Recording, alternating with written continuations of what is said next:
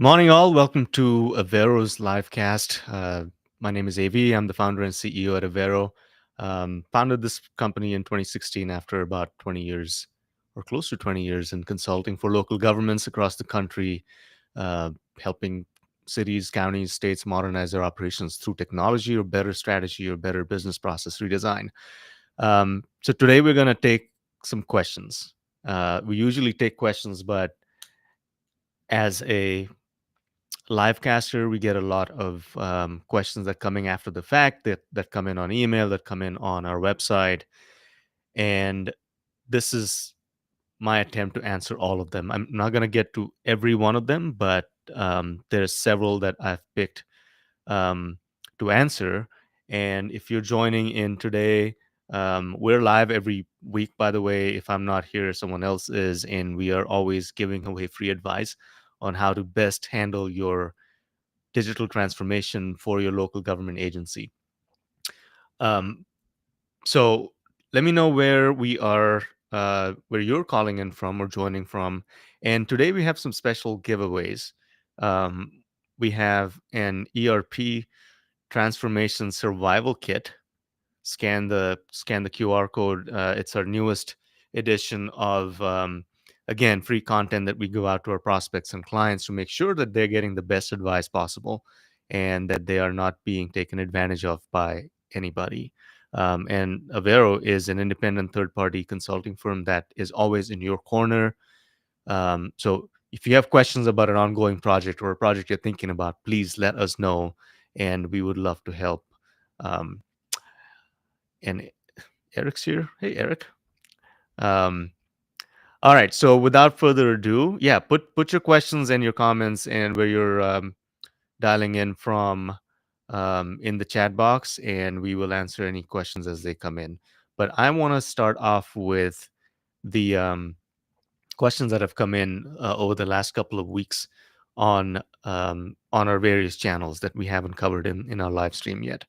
Um, so the first one is from a subscriber that calls in or watches every week. By the way, if you haven't subscribed, go to our YouTube channel and subscribe right now. My channel or Avero's channel or both, if you want to take advantage of all of the great stuff that we put out every week. Um, so the first question, and this one we have answered before, but I love talking about this. It says, I'm going to put it in the caption box here. If I can figure it out. Basically, it's asking, what's the biggest lie software vendors tell public sector clients during ERP sales cycles? And how do you see through it? And software vendor friends who are joining in, this isn't, whoever joined in, this is not directed towards you. Um, but the biggest lie or misdirection really happens when a client asks for a particular feature in the product, and it's a feature that's going to solve a lot of problems for this client, and the software provider says it's in the works. It is going to be ready by the time you go live. Now, if you've been watching this channel, you know the holes in that sentence right there, or the claim. If you can't show it, it's vaporware. It doesn't exist. I don't care who's working on it, how hard, and what the roadmap looks like. If you can't demo, and the demo is when the client makes a decision to buy your product, if you can't show them, doesn't exist. And that's what takes a lot of these demos and sales attempts from software providers down, because they can't show the one thing that the client really cares about. And a lot of times it's not true, that no one's working on it, they haven't thought about it. And by the way, live by go live, it'll be ready or available by go live doesn't mean anything, because we've talked about what go live should mean. It should be your definition of when a system is usable, and you're going to cut over completely to that product. So great question, one that we've answered before, and we are going to move on to the next one.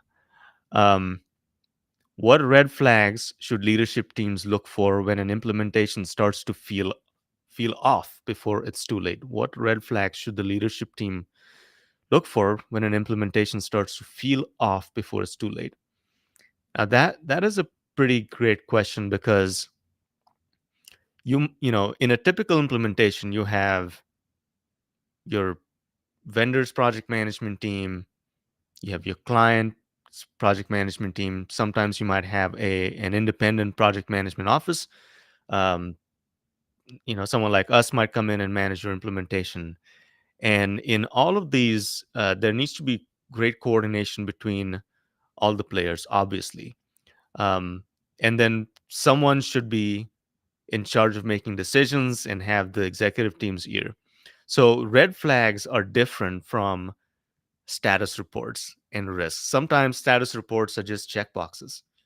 It's in the vendor's or the software provider's best interest to take you live as quickly as possible on their definition of go live.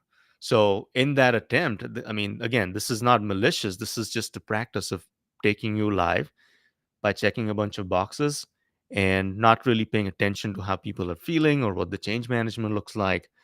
And feeling off can come in different flavors. An executive raises a very important question during a status meeting, and it's noted and it's put on the risk register, but it's never followed up on.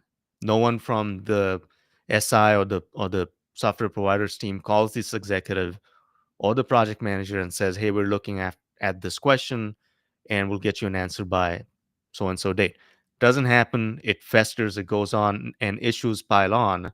Um, and that's when most executives feel that the implementation is off, because the lights may be blinking all green and the status reports from the PMs may be all great. But if I'm not getting a response from this provider I'm spending a few millions on, there's a problem. So what do we do when it starts to feel off? Raise the alarm. A client recently paused the project because this went on for too long. Some very important questions were not being answered. And I think that particular vendor's approach was to wait and see, to hope that this question goes away, that the executive forgets about it, or something else happened. But not what actually happened. They had to have a really important discussion with all of the executives from all sides to correct that ship. All right, next one is, what's your daily workflow like? This is a sort of a personal question, but I'll take it. What's your daily workflow like? How do you juggle running Avero, managing your team, chasing growth, and still making time to ride motorcycles, keep bees, or go sailing? Um, it's about prioritization. These are the things I want to do, and I'm fortunate enough that I have built a great team that allows me the flexibility to um, give my all at work and also go play when it's time. And I encourage that my team to do that too. Um, it's going to be summer soon. It doesn't look like it in Knoxville, but prioritize your vacation times off, and work hard and play hard, basically. Doing the things that I like doing is very important to me. Spending time with my family is important to me, and so I just do it. Some may call it work-life balance, but it's something that I've defined for myself. And life is short. Um, you and you you may not be as fortunate to come back um, the next time. So really have to take advantage of it and do it all.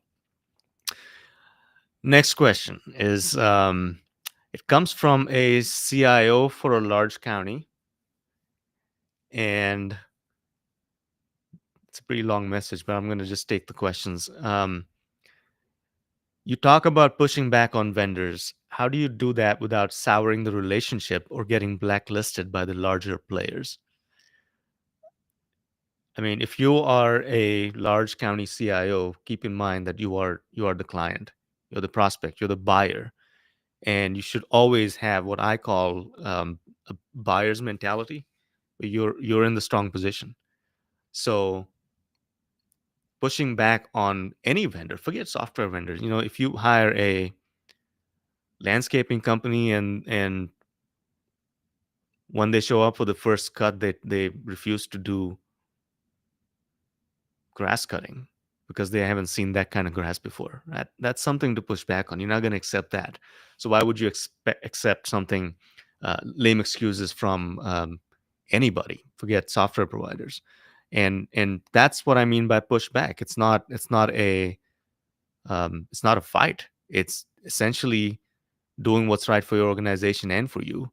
And sometimes those sort of goals don't align between you and the vendor, and you have to push back. Um, on the question of getting blacklisted, again, large county, how many large counties are there in the US? Very few. And a provider that is is even talking about blacklisting a client, they should not be in this business. Okay, so um, really good question, but the industry is changing. Clients have more power now. Um, you can really take advantage of new tools like AI-enabled coding. Building your own products is coming back. So who's going to shortlist a large county? Again, those people should not be in this business if they're going to be in the business of blacklisting clients. Um, Comment from Eric Weintraub, UKG, from the firm. When expectations are set with the customer about their staffing commitment to a project, is there an effective way without assigning blame to rally the customer to support the project to the pre-agreed levels? Lack of support often leads to scope creep and delay.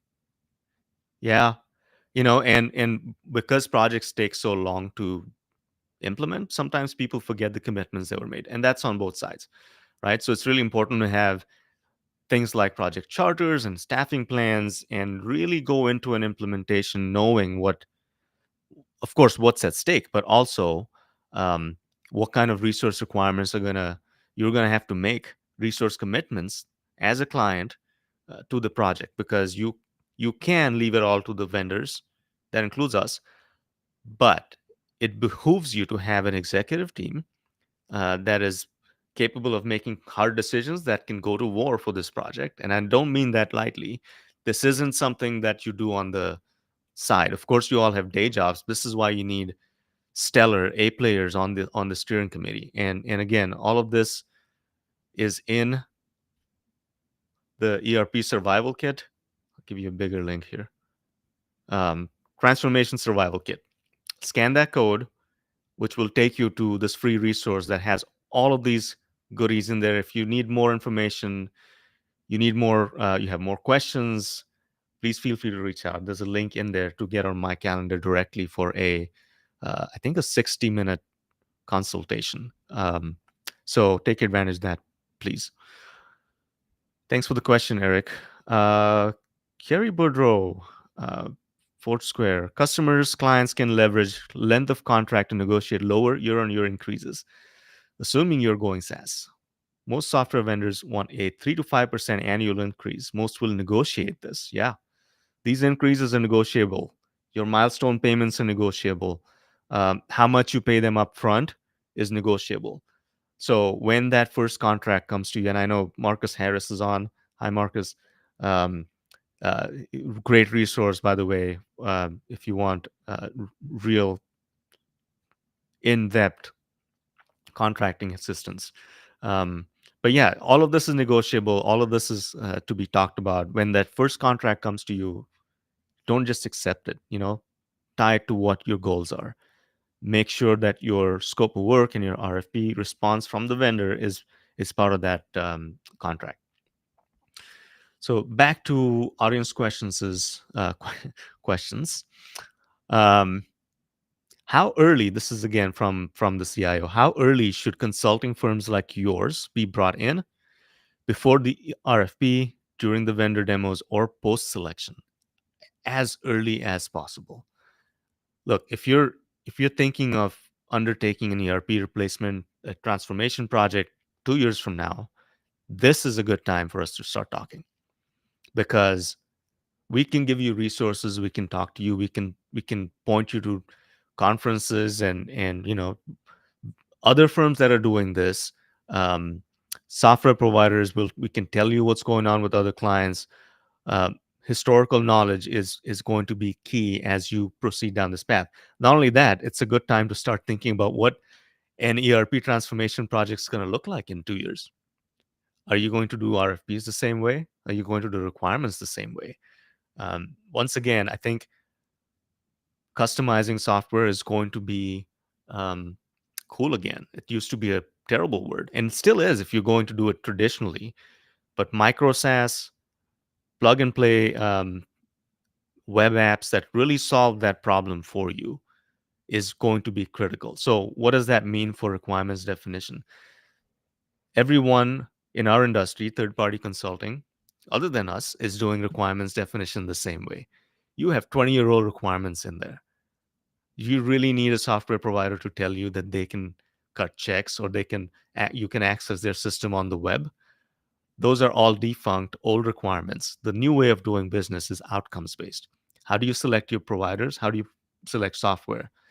Is based on outcomes, and you defining your outcomes is critical. So there's a lot of movement happening in the software industry because of AI, because of consolidation, because of clients needing different things.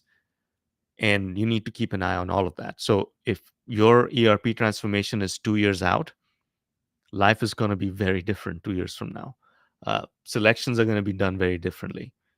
So, yeah, as early as possible, as frequently as possible. We don't need to have a contract with us. We love having contracts with you. But if you have a question, we have so many channels available for you to reach out and get thinking about how you're going to do your project. And by the way, I'm gonna pop up the ERP guide. This is another great resource that we've come up with.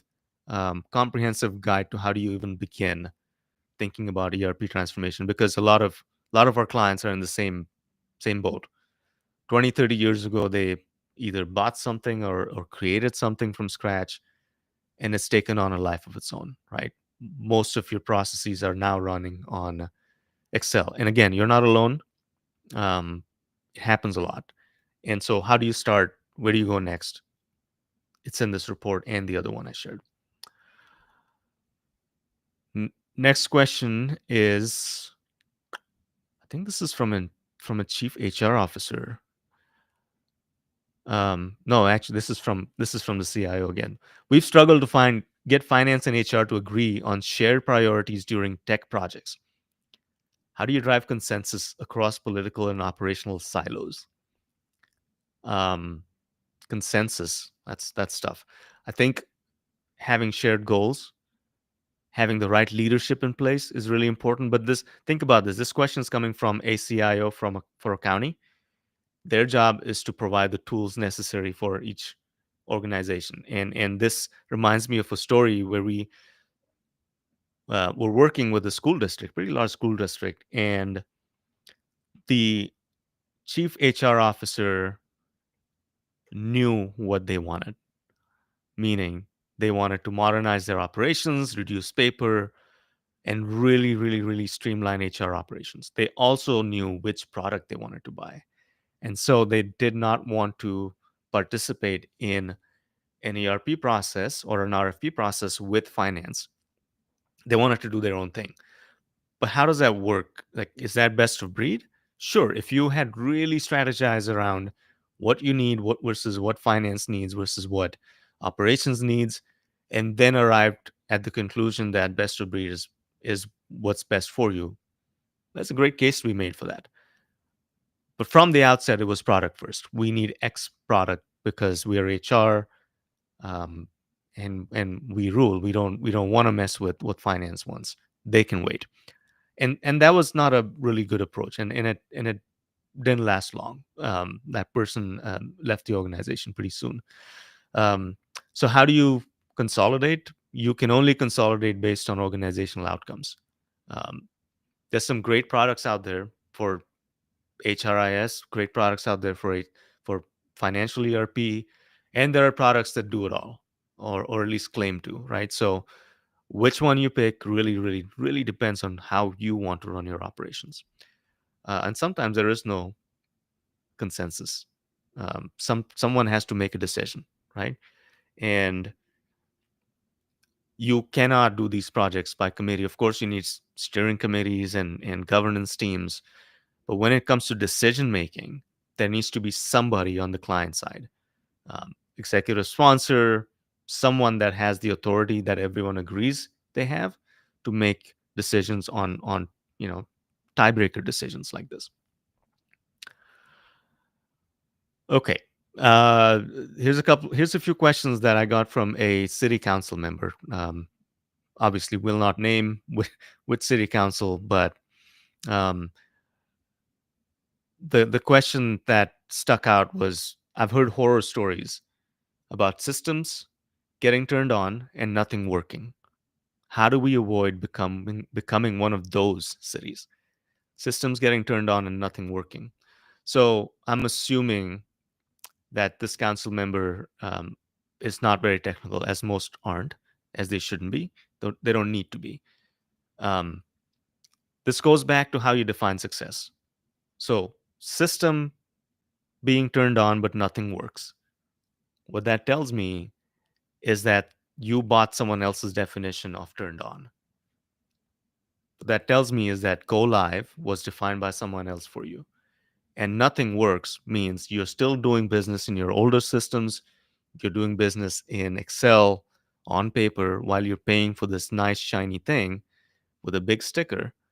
Um, that doesn't work for you. So it happens a lot when you don't define outcomes up front. You don't define what go live looks like, what success looks like, and you also don't have third party representation. Again, it's really important to have a third party PMO overseeing your project, and if you don't have that, you can easily be in that position where um, you become one of those cities. And how do you not become one of those cities? Um, Lots of great content on our channels about just that, but also this newest asset we created. It's the ERP Transformation Survival Kit. Download that. Um, Capture the QR code, and you can get access to it. Um, like it says, no fluff, no spam, just the stuff that actually work.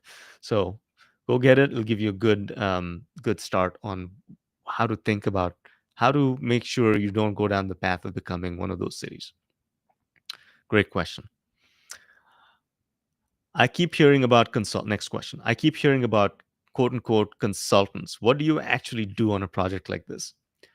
Okay, so you have your software providers team. They're going to come in and do your configurations, your security settings. They'll be subject matter experts on their product, and hopefully they've done this before at an organization like yours. Their job is to take you live on their system as soon as possible so that they can move on to the next thing. So your SaaS contract begins and they start making revenue from you. And not a bad, not a bad outcome they're chasing, right? As a client, you have day jobs, number one, and your desired outcomes are that this thing works, that you're not in the newspaper for having missed payroll or something weird happening on go live day. So how do you do this? How do you manage these two sets of expectations? You can do it in house, right? But most organizations don't have the resources to dedicate an experienced full-time project management office or a team, and it takes a team. It's not just a project manager. You need business analysts, you need change management experts, you need project management assistants to keep minute track of where the project's going, what milestones are being hit. Are these invoices the SI is sending valid or not? At what point do we escalate problems and tickets? All of those things that your team as a government agency may not be experienced with. That's what consultants do. And I'm just talking about the implementation phase. Pre-implementation, our job is to make sure you have the right requirements in the RFP, that we're helping you redesign your business processes, helping you think big and set a vision for this project, because we've done it before. We've seen the pitfalls. We can answer questions for you. We can data crunch. We can run numbers. We can do all of that. before you go to RFP. And it's valuable, especially when you don't have the skill sets in house. Because again, these are temporary skill sets. Even on the PMO side, when the system goes live, you don't need a full-time PM. You might need other skills that you're going to build in house. But that's where consultants come in. We are your architects. We are on in your corner. We are watching out for you at all times and making sure you getting the right deal, and making sure that once the contract is signed, you're getting what the contract says, and not something else. Okay, next set of questions is from a CFO for a government agency. Let's see.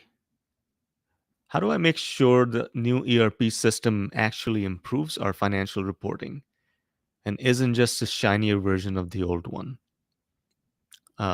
Requirements definition. Now, reporting is it's different because sometimes you have reports that are mandated by the county, by the state, by whoever the agency is that you report to, and so that's pretty straightforward.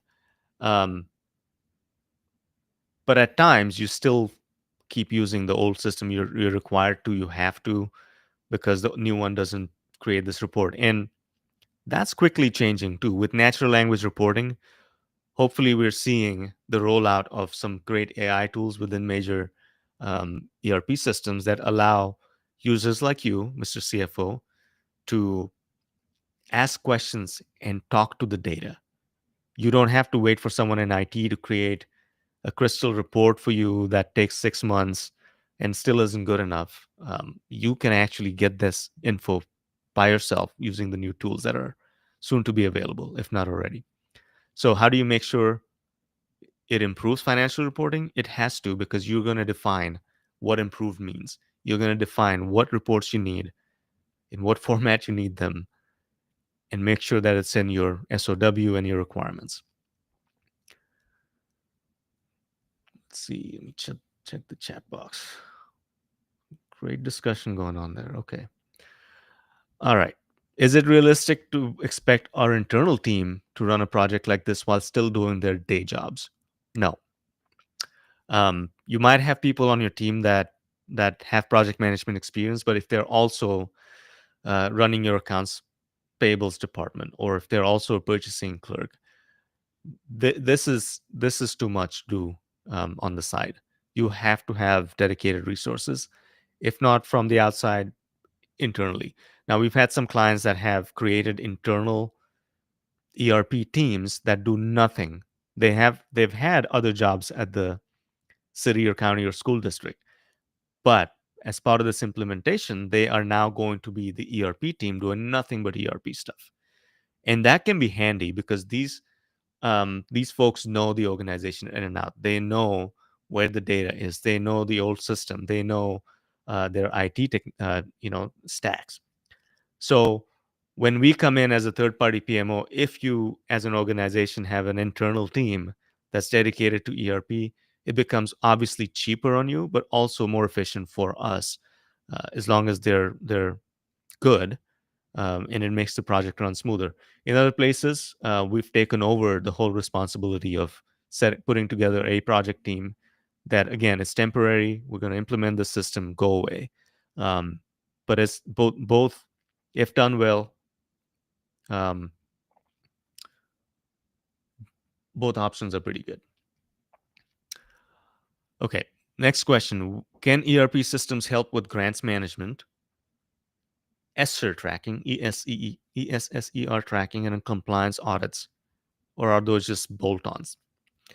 Grants management, yes. I don't know what ESSER tracking is. Probably some compliance reporting.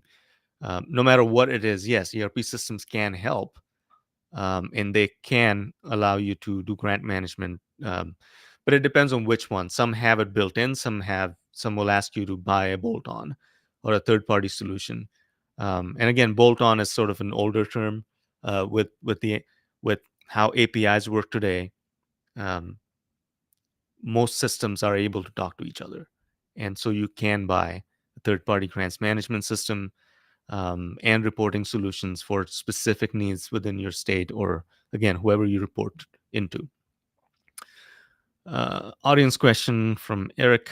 Does Avero have an opinion if procurement prefers a reseller or distribution partner representing a multi-vendor response or writing two contracts for a single RFP response? This might be for two SaaS offerings or SaaS plus an SI who does not resell the solution.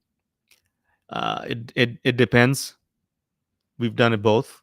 We don't have an opinion on how it should go because it depends on who the partners and the players are. It's been done successfully and it's been done unsuccessfully. Um, where the SI takes on the entire contract, meaning they're going to be the ones selling the product through their contract. Um, there can be issues with um, sort of lack of oversight by the software provider. But I haven't really seen that because if an SI is reselling SAP or UKG or Oracle, those big vendors will have a skin in they don't want to look bad, so they will have controls over the SI. I don't know if I'm answering your question, Eric, but not necessarily we don't necessarily have an opinion on which is better. What we tend to do is when we release RFPs for our clients, those RFPs will give the providers the option of how they want to do it. Um, and more recently, we've only seen SIs presenting uh, their qualifications and the product they're bringing. In the demos, you might have both sets of teams doing demos. Most providers are, like most software providers, are better off doing their own demos, and the SIs can fill in with how they handle configurations and deployments. But I think product specific knowledge is better gained from the vendor itself. Okay, I like this question. What's the right level of involvement for a CFO in a project like this? Where should I lean in and where should I delegate? I think I think critical decision points, and more often than not in an ERP implementation, CFOs tend to be executive sponsors. Um, if it's a full ERP, and they tend to be the strongest voice. That's been my experience in the last 5 years or so. So where do you lean in? I think you have to be aware of what's going on, and you have to lean in on things like chart of accounts design. Again, reporting. There's certain kinds of reporting that you need. You need to be involved at those levels to really define those key elements that you think will make life better for you, make it more transparent for the organization. And other than that, you as the executive sponsor, if you are in that capacity, you have to attend all of the status meetings, maybe not all, but the executive status reporting, and keep an eye on the risks. Because again, if a project goes sideways, it's typically that position that ends up being in the news. Okay, moving on. Now the next set of questions is from a chief HR officer. Question is, we have union contracts, multiple pay calendars, and tons of exceptions. Can a new system really handle all of that without making things worse? Um, Good question. And some vendors may have, some software providers may have better answers than others. But yes, you can. A new system can take care of all of these things without making it worse. But when you implement a new solution or pre-implementation, this is a great time for you to think about these things. Multiple union contracts, pay calendars, tons of exceptions. Is there a chance for you to clean up on those pieces without making the software do it for you? Meaning, is there good reason for why these complications exist? And if yes, yeah, then we'll put them in your recommendations, in your requirements. But as leaders, this is a great time. If you are taking on an ERP overhaul, um, it's a good time for you to think about why things are complicated. Can they be changed? Can we make it simpler before we ask a new piece of software to do these complicated things for us? So, yes, new system can do it. Question two is, should HR lead the change management process, or is that someone else's job? That's a great question. You would think change, and you've heard me say these are not technology projects. ERP projects tend to be people projects, process projects, and then technology projects. So, being that they're people projects and being that HR is responsible to manage the well being of your people, should they be leading change management? Yeah, we've had some projects where HR took the lead on OCM. But do they have the right training, right? This isn't just um, regular HR, if I may say so. This is very specific change management related to this project.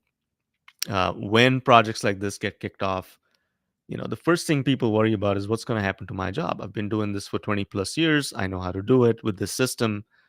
Why do they have to do it right now?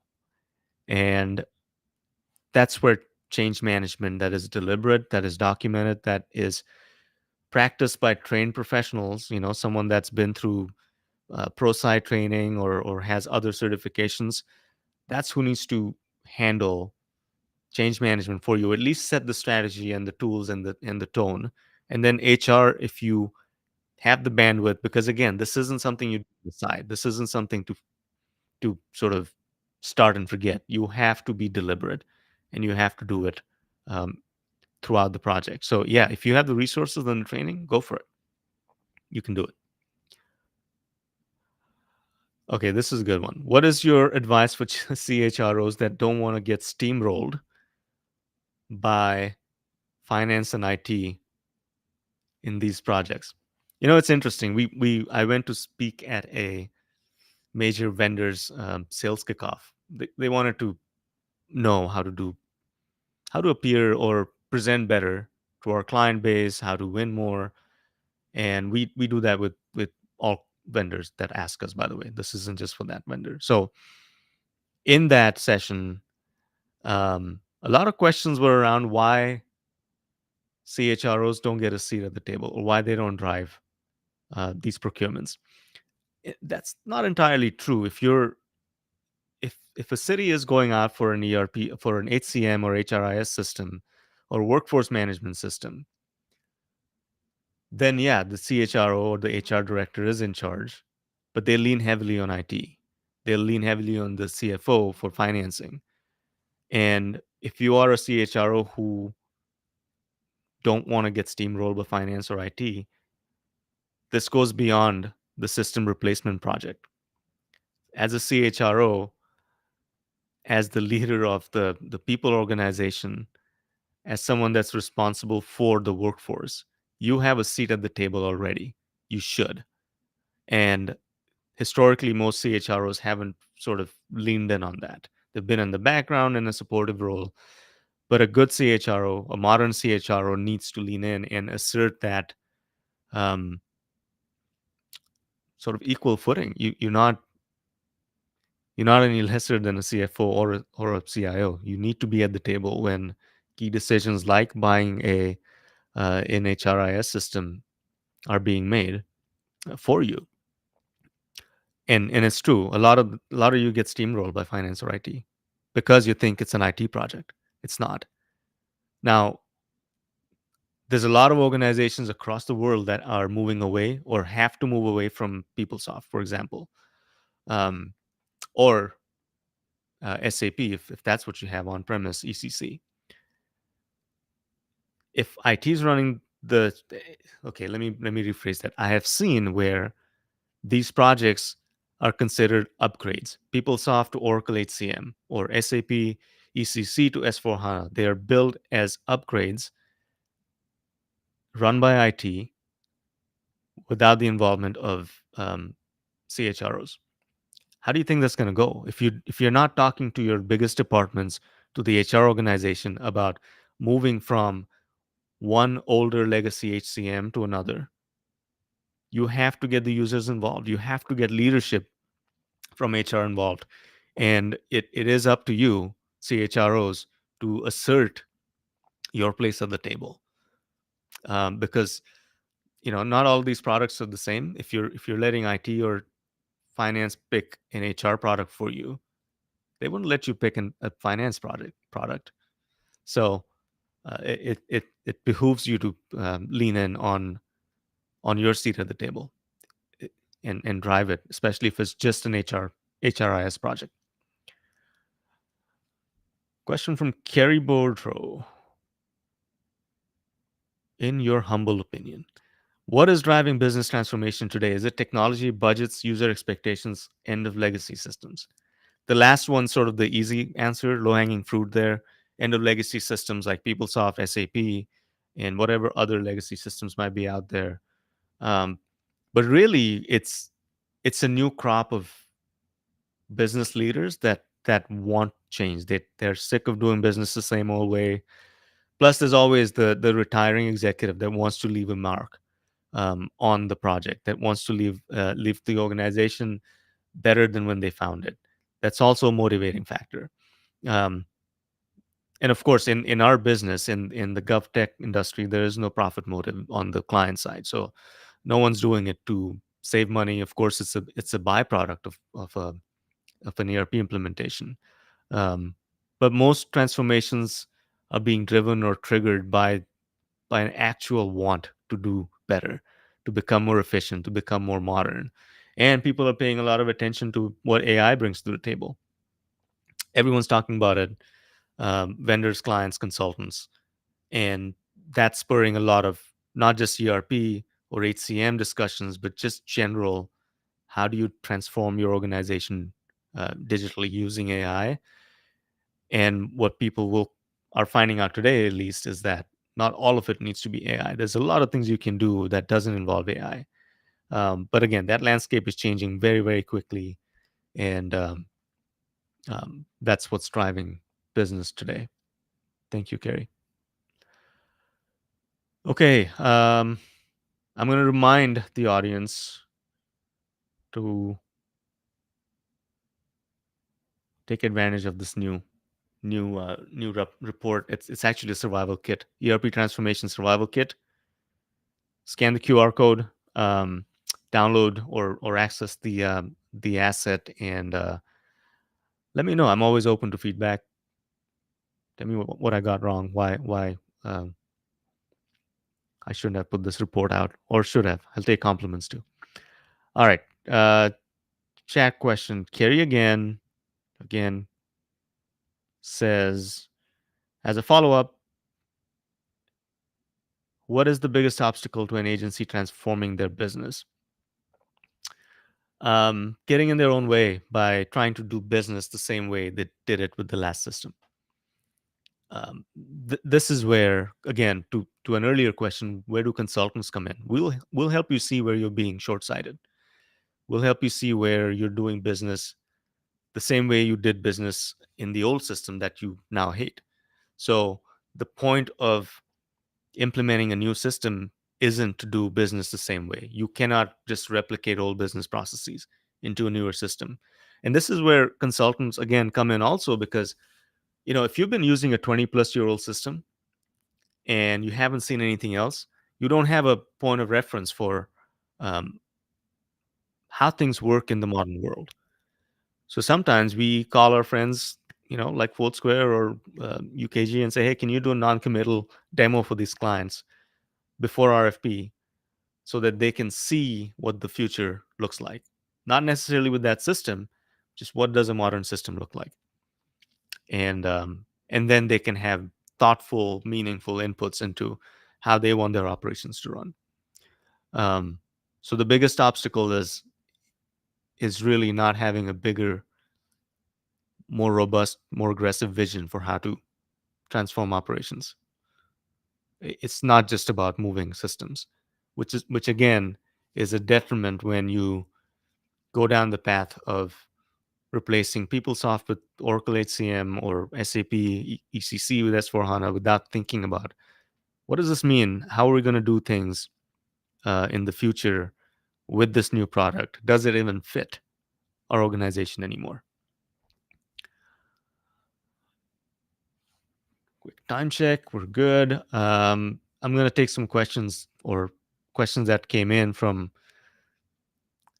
a recent college grad trying to break into consulting. So this is going to be less product or our business specific, but it'll be business specific anyway. Okay, what skills or experiences actually matter when applying to a boutique consulting firm like us? Um, Really, what we want to see is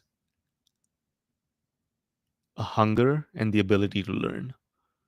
We get it. Not everyone is experienced when you walk in the door. How do you get experience without getting a job first? I've been there, and someone gave me a shot, getting at the lowest rung, and taught me everything. But it took me having a very open mind and not being entitled and not thinking that, hey, I have an MBA, you guys should be treating me better. No, I knew nothing. So if you have an open mind, if you're willing to learn, work hard, work smart, learn how to use the tools available.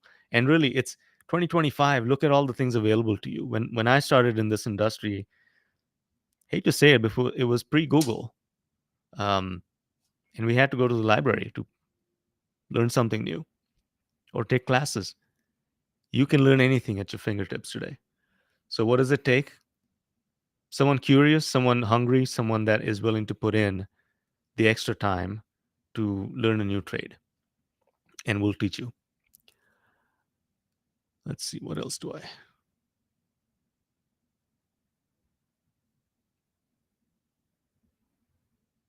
Okay.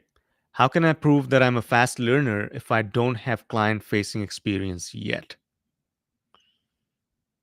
What else have you done?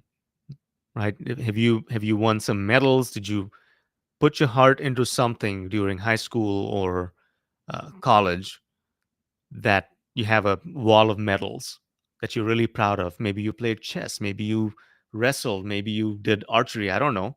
Um, do you have the work ethic to survive the professional landscape? How have you spent your time prior to this? You don't need to have client facing experience. How could you? You've been in college. And by the way, we're about to start our first cohort of the internship program next week from UT and other colleges in the region. We're really excited about that. And these are young professionals that applied to our internship program that were part of a cohort that did some presentations to us last summer on HR, believe it or not, and they're now coming in to do a 16-week internship, and if they do well, they're gonna stick around and become full-time consultants for us. Um, is it better to start at a big firm like Deloitte or boutique like Avero? What other trade-offs? Oh man, yeah, you'll get paid a lot more at Deloitte. But also, if you've been watching the news, there's been a lot of layoffs because a lot of their businesses in the Fed space, we're actually seeing them come down market and compete with us in several places. So is it better to be at a bigger firm? I've never worked at a bigger firm. I don't know what it's like. Um, Probably sit in a cube and do presentations all day for the next 5 years. If that's what you want, yeah, go make that extra money. Um, but at a boutique firm like Avero, you get a shot. I mean, you get thrown in the deep end. Yeah, a lot of people complain about the lack of training, but that's how we do it. You learn on the job. You will get thrown in the deep end. Of course, you'll have floaties and people around to save you if you're drowning. But if that's what you want, come on over. That's who we're looking for. So yeah, is it better to start a big firm? I don't know, but definitely smaller firms give you better growth, access to more experienced people. um, Again, it depends on what you want to do and how you want to learn to take on the next phase of your life. Let the Hunger Games begin, Carrie. Okay. How important is this industry? Let's see. What's the culture really like in consulting? Are people collaborative or cutthroat? People are people, and there's both kinds. What's the culture like? Consulting is tough. It's not for everybody. If you're not careful, you're not going to have work-life balance, right? And it's not the employer's job to provide that to you. Um, but it's fun for the right skill sets and the right kind of people. It's a lot of fun. You grow in dog years. You're gonna learn so many things in 1 year that you wouldn't learn otherwise. So um, the culture, I'll tell you what the culture is like at Avero. We have a strong set of values, and one of them is entrepreneurship, which means you are not stuck waiting for someone else to tell you what to do. You take initiative, you find opportunities, you grow yourself. And again, that's the culture. And it's like that in most small consulting firms. The bigger you get, the slower you get, and the more bureaucratic you get, and the opportunities dry up. Yeah, you'll get a chance to work on a large scale ERP implementation, maybe, or a federal project, maybe. But that's the level you'll be at for a while until because there's a lot more competition too. So, um, are people collaborative or cutthroat? There's all kinds of people, and it depends on what you mean by collaborative and cutthroat. Getting things done is the main thing, and we keep the main thing the main thing. Okay, I have time for one more, and then we can wrap it up. What advice would you give your 22-year-old self if you were just entering consulting today? Um, I mean, I was 22 when I entered consulting, and it's it's been extremely rewarding. Um, I have grown in ways that I didn't know I needed to. I was given opportunities that I wouldn't have gotten anywhere else, and I absolutely encourage someone that's 22 to get into consulting to see what you're made of, because this profession will test you like no other, and you can always leave. 22 is very young. Take a chance, take a shot at yourself, and see where it goes. But to have stuck in consulting for now 20 plus years, it's an anomaly, and it takes a certain kind of animal to um, have that kind of stickiness in consulting, because it's not easy. It hasn't been easy, but it's been very rewarding. Um, and hard things are rewarding. We do things because they're hard. Um, so anyway, what a great way to end. If I haven't got to any questions, let me know and we can answer them in LinkedIn chat or YouTube. If you have not subscribed, please go ahead and do so to the Avero channel, to my channel, and keep an eye on more content. We go live every Wednesday, and this will turn into a podcast, blog posts, in addition to a lot of great social content. So once again, the ERP transformation survival kit is new. Scan that, download it. Tell me if we got anything wrong or if you like it. And we will see you next week. Thank you again for